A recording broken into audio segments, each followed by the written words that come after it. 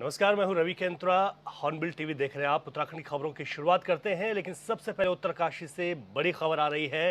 मंदिर में रील बनाने वाले और फोटो खींचने वालों पर एक्शन हुआ है। गंगोत्री धाम मंदिर परिसर में रील बनाने वालों पर कार्रवाई की गई है। गर्भगृह की फोटो खींचने पर भी 10 लोगों के खिलाफ कार्रवाई हुई है। पुलिस एक्ट के तहत ये कार्रवाई की गई है। तो अभी हाल ही में जिस तरीके से एक नियम लागू किया गया था, चारों धाम में 50 मीटर की परिधि में कोई भी किसी भी तरीके से रील नहीं बना सकता, फोटो नहीं खींच सकते, वीडियोस नहीं बना सकते। तो इस तरीके की ये कार्रवाई की गई है उन लोगों पर जो यहाँ पर उस नियम का उल्लंघन करते हुए पाए गए हैं। हमारे संवाददाता दीपक नौटियाल हमारे साथ उत्तरकाशी से जुड़ गए हैं। दीपक, कितने लोगों पर यह कार्रवाई हुई है? पुलिस का क्या कुछ कहना है? किस तरीके की कार्रवाई है? तो ये बद्रीनाथ केदारनाथ मंदिर परिसर में जो है उत्तराखंड शासन ने एक नियम लागू किया है, जिसके तहत जो है मंदिर परिसर के 50 मीटर के अंतर्गत जो है कोई भी फोटो वीडियो रील्स बनाना अलाउड नहीं है। और अगर ऐसा कोई करता है तो उसके विरुद्ध जो है कार्रवाई की जाएगी। और पहली बार कल गंगोत्री धाम में जो उत्तरकाशी पुलिस ने कार्रवाई की है, जहाँ पे कि 10 लोगों के खिलाफ जो है पुलिस एक्ट में जो है चालानी कार्रवाई की है। और 10 साथ ही साथ जो है कुछ टाइम तक इन लोगों के जो है फोन भी पुलिस ने अपने पास जब्त रखे और बाद में जो है इनको जो है वापस कर दिए गए थे जी। ठीक है दीपक, बहुत शुक्रिया तमाम जानकारी के लिए। आपने बताया कि कुछ लोग थे जो नियम का उल्लंघन कर रहे थे, इसी वजह से गंगोत्री धाम मंदिर परिसर में गर्भगृह में फोटो खींचने और रील्स बनाने पर 10 लोगों के खिलाफ पुलिस एक्ट में कार्रवाई की गई है। और अगली खबर का रुख करेंगे। उत्तराखंड में एक बार फिर जंगल धधक रहे हैं। भीषण गर्मी से जंगल में आग की घटना एक बार फिर देखने को मिल गई है। 24 घंटे के भीतर अगर बात करें तो 6 हेक्टेयर वन क्षेत्र को नुकसान पहुंचा है। उत्तरकाशी से लगे वन क्षेत्र में आग भी विकराल होती हुई दिखाई दे रही है। मंगलवार शाम मुखेम रेंज के जंगल में भी आग लगी है। आग के चलते पहाड़ी से पत्थर भी सड़कों पर आ रहे हैं, जिससे लोगों को मुश्किलें भी बढ़ गई हैं। फायर सीजन में अब तक 1581 हेक्टेयर वन क्षेत्र जला है। तो एक बार फिर उत्तराखंड के जंगलों में आग की घटनाएं दोबारा देखने को मिल रही हैं। कई जगह जंगल धधक रहे हैं। अधिक जानकारी लेते हैं, हमारे संवाददाता अरुण सैनी हमारे साथ जुड़ गए। अरुण, अब एक बार फिर बीच में आग से कुछ काबू जरूर देखने को मिला था, लेकिन फिर से जंगल धधकने लगे हैं। किस तरीके की स्थिति है और यहाँ पर जिस तरीके से आग को कंट्रोल करने के लिए क्या कुछ प्रयास किए जा रहे हैं?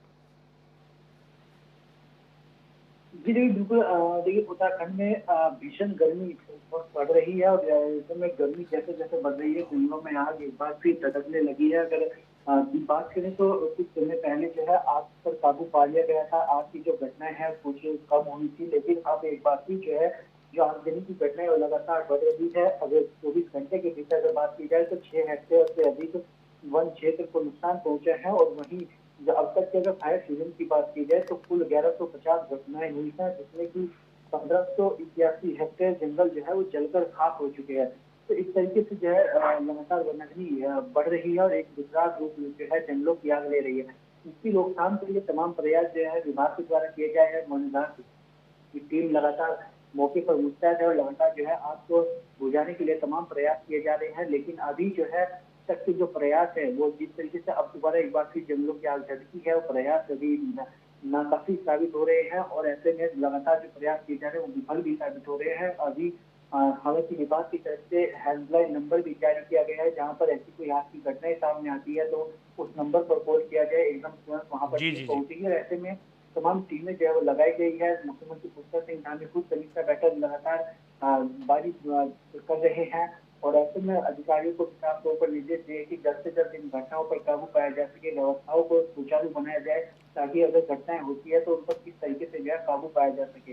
हालांकि आग को बुझाने का तमाम प्रयास किया जा रहा है और अगर ये आग और भी विकराल रूप लेती है तो फिर इसमें जिस तरीके से पिछली बार देखा गया अभी कुछ दिनों पहले वायुसेना के हेलीकॉप्टर की मदद ली गई आग पर काबू पाने के लिए। तो ऐसे में अगर आग ज्यादा बढ़ती है, ज्यादा विकराल रूप लेती है तो फिर उसके बाद दोबारा फिर जो है बिल्कुल ठीक कहा अरुण आपने कि इस तरीके से एक बार फिर हेलीकॉप्टरों की मदद भी ली जा सकती है। उत्तराखंड में शुरुआती दिनों में जंगल धधक रहे थे, बीच में कुछ कंट्रोल हुआ, लेकिन एक बार फिर जो तस्वीरें आ रही हैं वो चिंता जरूर बढ़ा रही हैं। बहुत शुक्रिया आपका।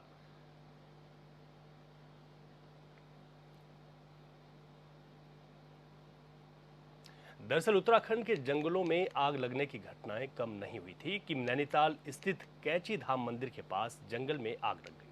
तेज हवाएं चलने की वजह से आग आबादी की तरफ फैल गई, जिसकी सूचना मिलते ही पहुंची वन विभाग की टीम ने कड़ी मशक्कत के बाद आग पर काबू पा लिया है। लेकिन ऐसे में कैंची धाम पहुंच रहे भक्तों को सावधान रहने की हिदायत भी दी गई है। बता दें कि 15 जून को कैंची धाम में मेला लगने वाला है। इसके चलते बड़ी संख्या में भक्त यहां पहुंच रहे हैं।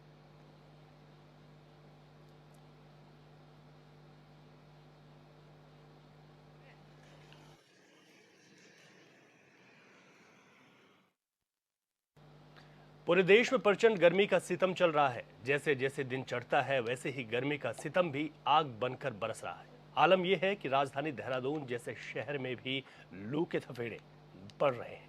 यहां तक कि लोग इस गर्मी को झेल नहीं पा रहे हैं। 40 डिग्री से ऊपर तापमान के चलते छोटे छोटे बच्चे भी इसकी चपेट में हैं। ये रिपोर्ट देखिए।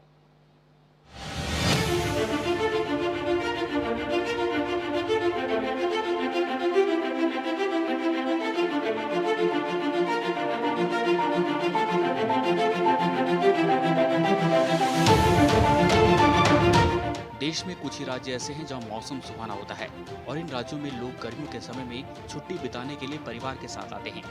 उन राज्यों में जम्मू कश्मीर, हिमाचल प्रदेश के साथ ही देवभूमि उत्तराखंड भी शामिल है। लेकिन इस बार उत्तराखंड के मैदानी इलाकों में गर्मी की वजह से लोगों का जीना मुहाल हो गया है। राजधानी देहरादून में रिकॉर्ड तोड़ गर्मी दर्ज की गई है। देहरादून का अधिकतम तापमान सामान्य से 5 डिग्री ज्यादा है। मौजूदा वक्त में तापमान 41 डिग्री सेल्सियस से ऊपर पहुँच गया है। मौसम की गर्मी बहुत काफ़ी तेज़ है, इस वजह से हर एक को परेशानी हो रही है यहाँ पब्लिक को, और पेट का इन्फेक्शन बहुत बढ़ रहा है। तो इस करके जो हम हॉस्पिटल में दिखाने हैं, यहाँ की सर्विस बहुत अच्छी है, अच्छा ट्रीटमेंट हो रहा है और हम इनके इलाज से मतलब सेटिस्फाइड हैं। देहरादून में गर्मी ने इस बार कई साल पुराने रिकॉर्ड तोड़ दिए हैं। ऐसे में गर्मी बढ़ने से लोग काफी परेशान हैं। यहाँ तक कि छोटे छोटे बच्चे बीमार हो रहे हैं, जिससे अस्पतालों में लंबी लंबी लाइनें देखने को मिल रही है। दून अस्पताल में पहुंचे अभिभावकों का कहना है कि गर्मी बढ़ने से उनके बच्चों को कई तरह की बीमारी हो रही है, जिससे पेट दर्द, उल्टी, दस्त, बुखार जैसी समस्याएं हो रही है। मेरा नाम इशरत है। क्या कुछ समस्या बच्चों को आ रही है? जी हाँ, इनको बुखार है और जी पेट में दर्द है इनको जी, और खांसी भी हो रही है। नाम दानिश है जी। सर गर्मी काफ़ी ज़्यादा बढ़ रही है, क्या कुछ समस्याएं बच्चों को हो रही है? इस वक्त आप भी हॉस्पिटल में हैं। बस बुखार, नज़ला, खांसी, इसलिए परेशान है। गर्मी की वजह से दिक्कत? हाँ, गर्मी की वजह से दिक्कत है। गर्मी ज़्यादा इस बार पिछली बार से। वहीं अभी ये गर्मी आगे और बढ़ने की संभावना जताई जा रही है। राज्य में हीट वेव का भी अलर्ट जारी किया गया है। वहीं डॉक्टर लोगों को बचाव की सलाह भी दे रहे हैं। दून अस्पताल के मुख्य चिकित्सा अधीक्षक डॉक्टर अनुराग अग्रवाल का कहना है कि गर्मी जैसे जैसे बढ़ रही है, लोगों में पेट दर्द, उल्टी, बुखार जैसी समस्या भी पैदा हो रही है। ऐसे में इन लोगों की संख्या काफी बड़ी मात्रा में अस्पताल में देखने को मिल रही है। समस्या ये हो रही है, इनको लूज मोशन हो रहे हैं, गर्मी की वजह से प्रॉब्लम हो रही है, इनको ज़्यादा दिक्कत हो रही है। रात से इसको बहुत ज़्यादा दिक्कत हो रही थी, इसलिए हम इसको यहाँ से डॉक्टर के पास आए थे दिखाने के लिए। बस जी, और तो कोई दिक्कत नहीं है। मेरा नाम इशरत है। बच्चों को दिखाने आए थे? क्या कुछ? जी, बच्चों को दिखाने आई हूँ। ये गर्मी की वजह से बच्चों के पेट में दर्द हो रहा है, बुखार हो रहा है और खांसी भी है, तो गर्मी की वजह से परेशान हो रहे हैं बच्चे बहुत हैं। दून अस्पताल के डॉक्टर अनुराग अग्रवाल ने कहा कि अभी ऐसी स्थिति नहीं है कि अस्पताल में मरीजों के लिए जगह नहीं है, जैसा कि डेंगू के समय था। अनुराग अग्रवाल कहते हैं कि डेंगू के समय में मरीजों की संख्या ओपीडी में 2000 से 3000 पहुंच गई थी। देखिए, ऐसा कुछ अभी बहुत ज़्यादा मैं बोलूँगा कि अलार्मिंग है, ऐसा कुछ नहीं है। क्योंकि गर्मी में एक बहुत अच्छा मौसम होता है फरवरी से लेकर मार्च अप्रैल तक का, जहाँ हमारे देहरादून का सबसे अच्छा वातावरण होता है। ऐसे में ऑब्वियसली मरीज़ बहुत कम हो जाते हैं, तो हमारी भी ओपीडी 1600, 1700, 1800 तक हो जाती है। अभी करीब 2200, 2300 तक है। तो ये अप्रैल के महीने या मई के महीने के लिए मैं नॉर्मल मानूंगा, क्योंकि पिछले साल जैसे डेंगू आया था उस टाइम पे ओपीडी 3000 तक टच कर रही थी। उसको हम लोग अलार्मिंग बोल सकते हैं कि यहाँ पर हमें थोड़ा और एक्स्ट्रा एफर्ट लगने की ज़रूरत है। तो ऐसे में अभी कोई अलार्मिंग नहीं है, लेकिन बिल्कुल गर्मी में पेट का ख़राब होना, दूसरा लू और इस तरह की चीज़ों का लगना, ये सब कॉमन है, तो इनसे बच कर रहना। डॉक्टर अनुराग अग्रवाल ने गर्मी से बचने के लिए और बीमारी से दूर रहने के लिए लोगों को सलाह दी है, जिसमें उन्होंने कहा कि गर्मी काफी है, लिहाजा जितना ज्यादा हो सके पानी का सेवन करें, हल्का खाना खाएं और उससे भी ज्यादा तला हुआ न खाएं। मौसमी फल तरबूज, खरबूजा, खीरा, ककड़ी का सेवन अधिक मात्रा में करें। साथ ही पानी के अलावा नींबू शिकंजी भी ले सकते हैं, जिससे कि पानी की मात्रा पूरी हो और गर्मी या लू से बचा जा सके और बीमारी भी पैदा ना हो। हाँ, देखिए जैसे जैसे गर्मी बढ़ती जाती है तो ऐसे में एक तो पेट के मरीज़ जिनको ख़राब खाना या बासी खाना खाने से प्रॉब्लम होती है, तो जिसमें उल्टी दस्त आना, और दूसरा कुछ बुखार देखने में आते हैं, तो कुछ गर्मी लगकर भी मरीज़ों का, जिन्हें पुरानी बीमारियां हैं, उनका इलाज इस तरह का बोल सकते हैं कि पुरानी बीमारी का उभरना। तो ये सब बीमारी देखने को ज़्यादा मिलती है। तो आप लोग के माध्यम से मेरी सभी पब्लिक से भी अपील है कि गर्मी काफ़ी है तो एक तो शरीर में पानी की मात्रा बनाए रखें, हल्का खाना खाएं, इसमें बहुत ज़्यादा घी या तेल का या तला भुना खाना, क्योंकि ज़्यादा पानी मांगता है तो वो पानी की मात्रा फिर शरीर में कम होगी तो प्रॉब्लम भी करता है। दूसरा, पेट भी ख़राब करने का चांस रहता है। तो ऐसे में जो जितने भी मौसमी फल हैं, तरबूज, खरबूजा, खीरा, ककड़ी हैं, ये सब प्रचुर मात्रा में लेते रहें। बाकी घर पर आप पानी की मात्रा पूरे करने के लिए पानी के अलावा नींबू शिकंजी, छाछ, मट्ठा इत्यादि ले सकते हैं। और बाकी हल्का खाना खाएं जिससे कि पेट भी हल्का रहे और आपको गर्मी भी कम लगे। साथ में हल्के कपड़े पहनना, हल्के रंग के, पूरे बाजू ढके हुए, सिर के ऊपर आप गमछा या दुपट्टा, साथ में छतरी का उचित उपयोग करके गर्मी से बचे रह सकते हैं। ज़रूरी है तभी घर से बाहर निकलें।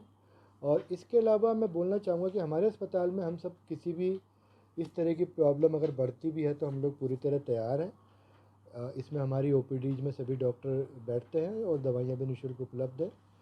तो गर्मी में आपका अपना एक जागरूक होना और एक जरा सा खान पान का मॉडिफिकेशन ही आपको गर्मी के दुष्प्रभाव से बचाता है। उत्तराखंड के लोग कहते हैं कि कुछ साल पहले यहाँ गर्मी कम पड़ती थी, लिहाजा दूसरे प्रदेशों से लोग गर्मियों की छुट्टी में देहरादून आते थे। ये अलग बात है कि आज भी हजारों की संख्या में लोग उत्तराखंड आ रहे हैं, लेकिन मैदानी इलाकों में ज्यादा गर्मी की वजह से पहाड़ जाना पर्यटकों के लिए मजबूरी है। न सिर्फ उत्तराखंड बल्कि पूरे देश में इस वक्त गर्मी से लोगों का हाल बेहाल है। मौसम के जानकार इस बात पर जोर दे रहे हैं कि इसके लिए हम लोग खुद जिम्मेदार हैं, क्योंकि विकास के नाम पर पर्यावरण से छेड़छाड़ आम बात हो गई है। ब्यूरो रिपोर्ट, ऑनबिल टीवी।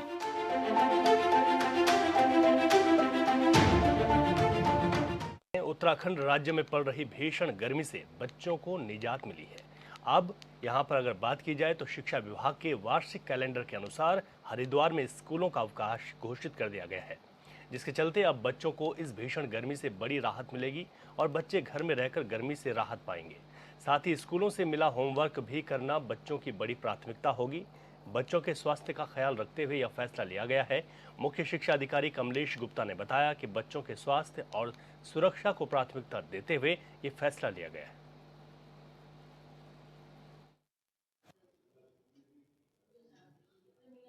अब इसके बाद हमारे डिपार्टमेंट ने अपने कैलेंडर में ही, जो शैक्षिक कैलेंडर होता है, ग्रीष्म अवकाश अवधि के दौरान बच्चों को समर कैंप आयोजित किए जाने के निर्देश दिए गए हैं।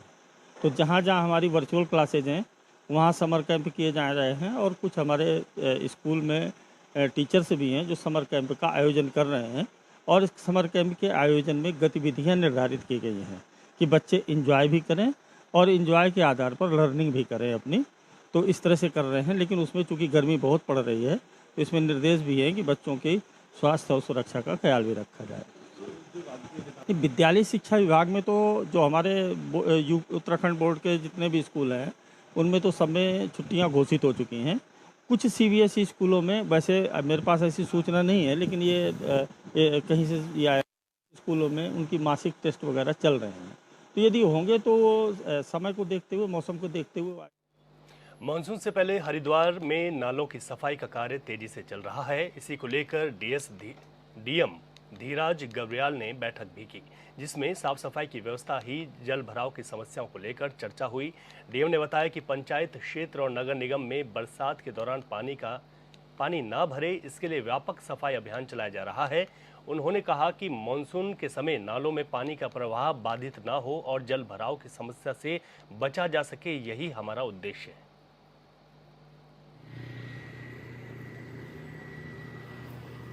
आती हैं हमारे खासकर शहरी क्षेत्र में, जहाँ पे नाले वगैरह जिनकी सफाई नहीं होती प्रॉपर, ड्रेनेज सिस्टम पूरा चौक रहता है।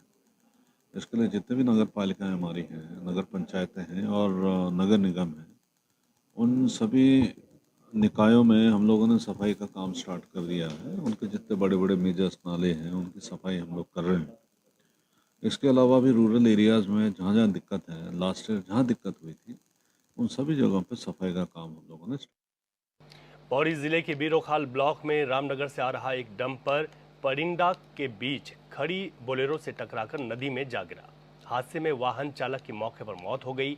वहीं मामले की सूचना मिलते ही पहुंची पुलिस ने लोगों की मदद से वाहन में फंसे चालक को निकालकर सड़क पर लाया, लेकिन तब तक चालक की मौत हो चुकी थी, जिसके बाद पुलिस ने शव को कब्जे में लेकर पोस्टमार्टम के लिए भेज दिया है।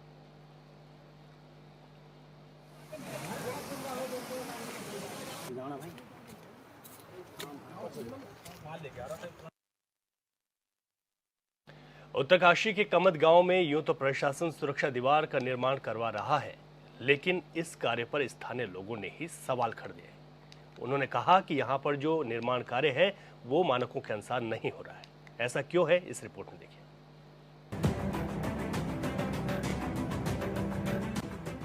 ये निर्माण कार्य बिल्कुल भी इसकी जो गुणवत्ता है वो बिल्कुल अच्छी नहीं है। हम ये चाहते हैं कि ये कार्य जो है मानकों के हिसाब से हो और उच्च गुणवत्ता का हो। उत्तराखंड में हर साल कहीं न कहीं बादल फटने या फिर नदियों में बाढ़ से भारी तबाही की खबरें मीडिया की सुर्खियां बनती है, और जब खबर मीडिया की सुर्खियां बनती है तो शासन प्रशासन की नींद खुलती है, जिसके बाद योजनाएं तैयार की जाती है, टेंडर होता है, काम शुरू किया जाता है और उम्मीद की जाती है कि निर्माण कार्य के बाद सब कुछ ठीक होगा। लेकिन अगर निर्माण कार्य पर ही सवाल उठने लगे तो फिर जिम्मेदार कौन है, ये बड़ा सवाल है, जिसका जवाब शायद बहुत मुश्किल है। यहाँ पर जो कार्य चल रहा है, निर्माण कार्य चल रहा है सिंचाई विभाग के द्वारा, कार्यदायी संस्था सिंचाई विभाग में, ये निर्माण कार्य बिल्कुल भी इसकी जो गुणवत्ता है वो बिल्कुल अच्छी नहीं है। हम ये चाहते हैं कि ये कार्य जो है मानकों के हिसाब से हो और उच्च गुणवत्ता का हो। कार्य बिल्कुल अच्छा नहीं किया जा रहा है और आप देख सकते हैं, आप साइड पर भी बजरी की जगह कोई बजरी नहीं आ रही, कोई रोड़ी टूटी हुई रोड़ी नहीं है, कुछ नहीं है। तो हम ये चाहते हैं कि अच्छी मानक का उच्च गुणवत्ता का काम हो और सभी ठीक है, और मिट्टी न डाली जाए, जो यहाँ की लोकल मिट्टी है वो न डाली जाए, खराब रहेगा उसमें तो ठेकेदार का भी लॉस है। दीवारें जो है बस्ती के दोनों तरफ लगनी चाहिए। आपके माध्यम से हम अपनी आवाज़ को जो है शासन प्रशासन तक पहुँचाना चाहते हैं, क्योंकि हमारी आवाज़ को सुनने वाला कोई नहीं है। एक मीडिया के जरिए, आपके जरिए जो है हमारी आवाज़ को, हमारे जो है 200 परिवारों की बस्ती है। दरअसल पहाड़ी जनपद उत्तरकाशी में गाजना पट्टी के कमन गांव में चल रहे बाढ़ सुरक्षा दीवार के निर्माण कार्यों पर स्थानीय लोगों ने ही सवाल उठा दिया। आरोपों के मुताबिक निर्माण कार्य में घटिया सामग्री का इस्तेमाल किया जा रहा है। अब ग्रामीणों को डर है कि अगर निर्माण कार्य पूरा हो भी गया तो बाढ़ में सब कुछ तहस नहस हो जाएगा। 1994 से जो हम परेशान हैं, 1994 में यहाँ बाढ़ आई थी, उस समय यहाँ भवन बहे, उसके बाद भी यहाँ 3-4 बार बाढ़ आती रही और हमारे पुनर्वास की मांग भी बहुत लंबी है। हमारे जो है 57 परिवारों की इस समय स्वीकृति आ रखी है, सिर्फ वित्तीय स्वीकृति चाहिए, उसके लिए टेक्निकली स्वीकृति 57 परिवारों की आ रखी है और 105 परिवारों की जो है डीएम साहब ने जो है शासन को पुनर्वास की जो है सूची भेज रखी है। तो पुनर्वास की भी हमारी मांग है और पुनर्वास होने से पहले जो है हम ये चाहते हैं कि यहाँ पे जो है दीवारों का कार्य हो, उच्च गुणवत्ता का हो, और ये भी जो है आपके जरिए एक चाहते हैं कि हमको जो है बस्ती वालों को जो है बरसात के समय 2 महीने मीन कहीं अन्यत्र रहने की व्यवस्था जो है सरकार किसी छोटी मोटी कॉलोनी के हिसाब से, या बहुत गरीब बस्ती है, सारी 80 बस्ती है यहाँ ज़्यादा, तो गरीब जो है किसी को जो है कॉलोनी दे के जो है 1-2 महीने जो है कोई चैन की नींद वहाँ पे ले सके, ये आपसे निवेदन है। और आपसे पुनः निवेदन करते हैं कि हमारी आवाज़ को जो है शासन प्रशासन, माननीय विधायक जी, माननीय मुख्यमंत्री जी को अवश्य पहुँचे। कमत गांव के लोगों का कहना है कि 1993 में यहाँ भीषण बाढ़ आई थी, जिसमें गांव के कई मकान बहाव में बह गए थे। उसके बाद से ही पुनर्वास की मांग की जा रही, जिसे आज तक पूरा नहीं किया गया। ग्रामीणों ने बताया कि पुनर्वास के लिए पेपर तो पहले ही तैयार कर लिया गया था, लेकिन बजट पास न होने के चलते फाइलों पर धूल जम गई। अभी सरकार द्वारा ये जलकुंड नदी है और बस्ती की लगातार हम पहले तो पुनर्वास की मांग कर रहे थे, लेकिन सरकार का इस समय पुनर्वास का तो मामला ही नहीं है, तो इसलिए यहाँ पर सुरक्षा हेतु यहाँ पर 4.25 करोड़ रुपए स्वीकृति हुई है और ये देखा जा रहा है कि मानकों के हिसाब से थोड़ी काम नहीं पाया जा रहा है। पुनर्वास की मांग तो पूरी नहीं की गई, लेकिन सालों की मांग के बाद शासन ने नदी किनारे बाढ़ सुरक्षा दीवार बनाने का प्लान बनाया और इसके लिए 4 करोड़ रुपए से ज्यादा का टेंडर पास किया गया। लेकिन कमत गांव के लोगों का कहना है कि जिस तरह से सुरक्षा दीवार बनाने में मानकों की अनदेखी हो रही, अगर निर्माण कार्य पूरा भी हो गया तो एक ही बरसात में सुरक्षा दीवार ध्वस्त हो जाएगी और फिर से गांव में पानी की वजह से तबाही मचेगी। जबकि जैसे यहाँ पर है मेन पॉइंट, हमारा ये वाला मेन पॉइंट है जहाँ पर हम लगातार जो है ये कर रहे हैं कि आप लोग जो है, ये हमारा मेन पॉइंट है और इस पर जो है अच्छी तरह से काम किया जाए। दूसरा, जब ठेकेदारों से पूछा गया, मुझे अभी इस्टीमेट के बारे में तो इतनी जानकारी नहीं है, लेकिन बगल में जबकि पूर्व में जो सुरक्षा दीवार आई थी वो दोनों तरफ लगी थी, लेकिन इस समय ये वन साइड ही कर रहे हैं, जो मानकों के अनुसार नहीं पाया जा रहा है। आरोप है कि जहां पर दीवार का निर्माण होना चाहिए था वहां नहीं हो रहा है और वहां से हटकर सुरक्षा दीवार का निर्माण किया जा रहा है, जिसमें ठेकेदार धांधली कर रहा है, घटिया सामग्री का इस्तेमाल किया जा रहा है। गांव के लोगों ने शासन और प्रशासन से गुहार लगाई, साथ ही जांच की मांग की। क्योंकि हमारी चाहे हम बस्ती में रह रहे हैं, चाहे हमारे मकान है, चाहे कोई, लेकिन दूसरी तरफ हमारी खेती बाड़ी भी है जिसके ऊपर हम निर्भर रहते हैं। अगर उसकी सुरक्षा भी हो जानी चाहिए थी, लेकिन ये उस चीज़ के लिए कह रहे हैं कि केवल वन साइड ही यहाँ पर जो है दीवार है। उत्तरकाशी में नदी किनारे बसे कमत गांव के लोग पहले भी परेशान थे और आज भी परेशानी में ही। सालों की मांग के बाद सुरक्षा दीवार का निर्माण हो रहा है, लेकिन उसमें भी धांधली हो रही। जाहिर है, शासन प्रशासन की कार्यशैली सवालों के घेरे में। उत्तराखंड में डबल इंजन वाली सरकार है और सरकार का दावा है कि जीरो टॉलरेंस की नीति पर काम किया जा रहा है। फिर इस तरह के आरोप के बाद भी जांच क्यों नहीं होती है, ये एक बड़ा सवाल। Bureau report, hornbill TV.